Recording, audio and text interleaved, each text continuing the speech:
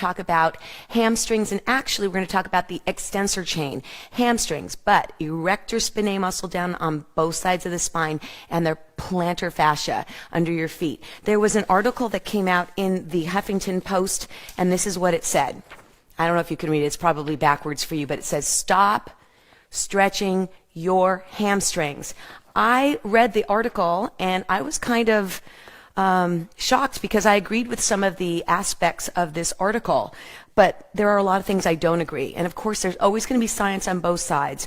I'm going to offer you an alternative to really deep bends for people who aren't flexible, because that will put strain on the lumbar. It may tear muscles that you aren't prepared to have hurt in that position. So let's talk about the tennis balls.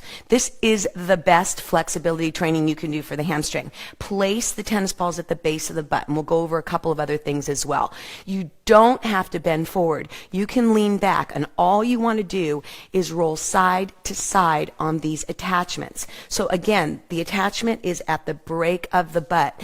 Now, I understand that they're trying to say that hamstrings are part of the extensor group.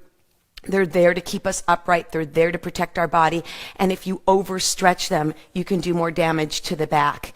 And I really disagree with not stretching the body, because we're a working piece, all in the whole. So our whole body works as a unit. And if something hurts in one place, it can affect multiple areas of the body. And we found that to be true. You'll hurt your ankle, and you might find that your knee starts to hurt, your hip starts to hurt, your back starts to hurt.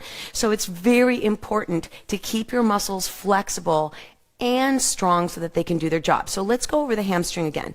Cross fiber, you can lean way back. So if you're not a flexible person, this is great for you. And you only want to feel a slight amount of pressure. It should be slightly uncomfortable. Then go ahead and sit on the tennis balls for a moment. If you want to sit up nice and tall, that will add more pressure on the tennis balls. And then drop them down. So we want to cover the entire area. We're going to scooch all the way down to the knee. Now, what I found is that there's direct correlation. So I'm going to sit down, or you can actually pike forward a little bit and add a little bit of load between the butt muscles and back pain. So people with sciatica who are doing a lot of deep stretching, forward stretching for the back to stretch out the spine, you may not want to go in that direction. If you just work your glutes, your buttocks more, you're going to find that it's more effective for your sciatica, as long as you don't roll on that one little hot spot that shoots down the leg. So you're going to cross fiber again, put a little weight on it, and you can actually even compress with your hands so you don't have to bend forward at all. This is a very effective way to do the hamstring. Then I'm going to double up my tennis balls. So now they're going long ways, and all you're going to do is cross fiber. So this is allowing for more circulation, decreased inflammation, and it's not going to put any stress on your lumbar, on your pelvis, on the attachments at all, but it's going to give you some nice mobility in the hamstring without elongating it too much.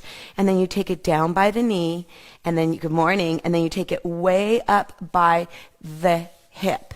And if you want to add one more thing, because this is all cross fiber, you can roll forward and back. And I'm actually rolling right up into the buttocks at this point. So all the way into the glute, and look how far back I'm leaning. You don't need to lean forward and compromise the attachments of the hamstring or even the rear end. So you're going all the way up and all the way down, allowing the two to get a release, the hamstring and the glute. So remember, when you see information out there, there's always two sides of the story. I don't feel stopping your flexibility training or stretching is a good thing, especially if you're active or even if you sit at the desk for a long time.